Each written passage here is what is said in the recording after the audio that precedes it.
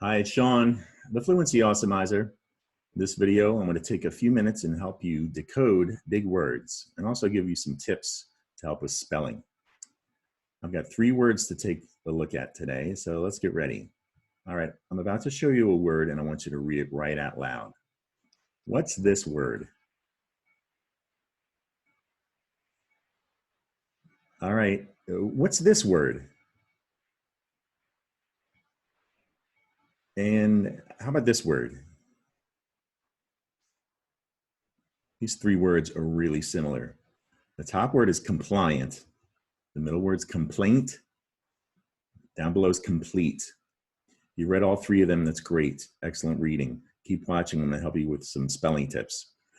But it's possible you thought or even read complaint or complete when you went to read the first word compliant. There's a reason for that. Let's take a look and compare these words. See what might make them so tricky to read. All right, first I want to compare compliant with complaint. They start the same, they pretty much are the same word. Look at all the letters they have in common. The PL and the NT there at the end. Now, look at towards the end now at the vowels. Complaint has that A, and there's an A up top in compliant. So there's one way you may have confused compliant with complaint, because it looks like complaint, you're going to make an A sound there at the end. It could be a long A. But down below is the vowel pair AI. That pretty much is going to make a long A sound. You've heard of 2 vowels go walking, first one does the talking. All right, that A is going to make a long A sound, complaint. But up top, the I comes before the A, making a really tricky vowel pair, I-A. And you're going to hear both of those vowels. So up top, it actually says comply, I sound, and ant, A sound. Down below, it's just the one vowel sound, complaint. So let's look at the root words, the origins of these words. That might help you read them better and definitely will help you with spelling. The root word of compliant is comply. It's a French word that we use in English, and it's a verb, and it means to agree to or follow a wish, direction, or command. Now, it might be an unfamiliar word to you, but let's make some sense of it with something that's going on here as I make this video. We're all dealing with a quarantine in our country, all right?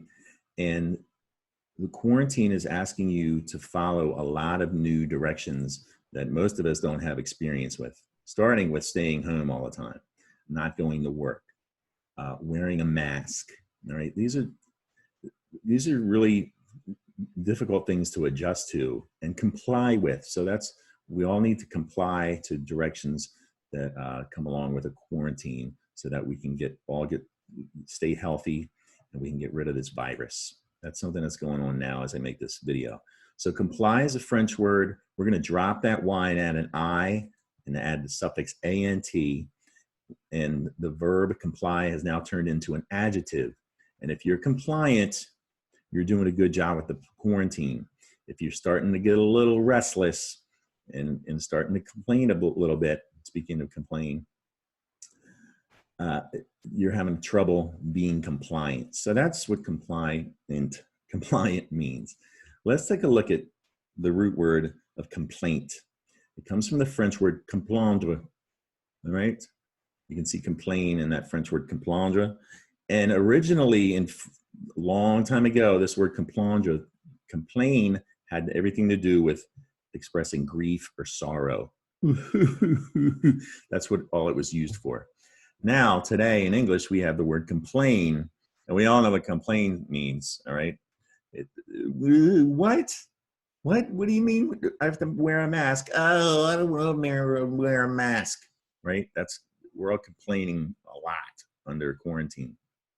It doesn't have to be just sad things. Just, we're all familiar with what it means to complain, but it doesn't have to be so serious. A complaint, we're going to add the T, and we're going to take that verb complain and make it a noun. And complaint has more today to do with disapproval, right? This doesn't seem like a good idea to me. Not so much expressing grief. All right, so let's put these words aside. Look at the Actually, look at the syllables here. In red is the stressed syllable. Compliant, 3-syllable word. Complain is a 2-syllable word. That's going to help you with spelling, thinking about syllables. All right, now let's look at compliant versus complete. And we've taken a look at compliant. Complete has a lot of the same letters too, most of the letters. And that T there at the end, that's why you might say complete when you're going to read the word compliant.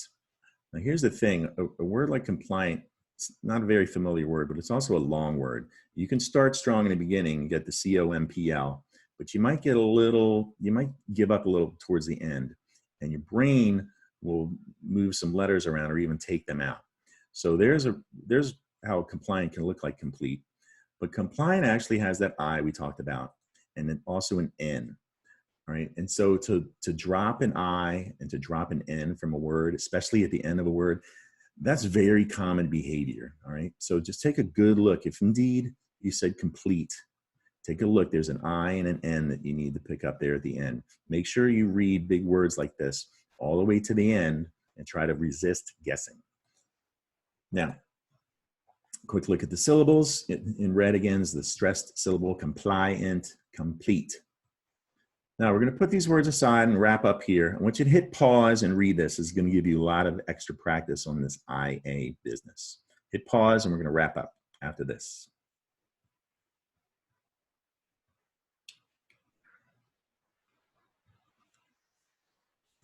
All right. I hope you enjoyed this video. You can subscribe to my YouTube channel where I post videos like this every school day to help readers in 2nd through 6th grade and beyond decode the big words, to read the big words, and also give you some helpful spelling tips to recall when you need to spell words like this.